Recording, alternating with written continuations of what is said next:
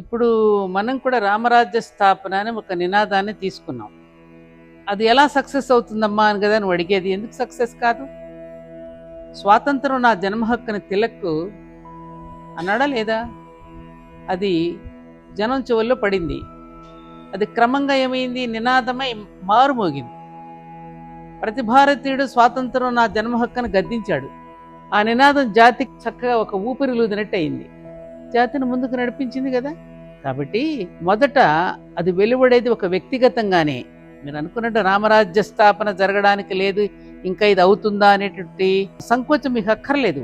అది ఎలా అయితే ఉద్భవించిందో స్వాతంత్రం నా జన్మ హక్కు అనే నినాదం, రామరాజ్య స్థాపన అనేది నిర్మాణం చేసుకోవాలి అనేటటువంటిది కూడా అలాగే జరుగుతుంది. అంటే ఒకటేమిటంటే ఇక్కడ వ్యక్తిగత చైతన్యం నుండే క్రమంగా అది జాతి చైతన్యమే వెల్లివిరుస్తుంది. ఆనాడు అదే జరిగింది. ఏమంటావు?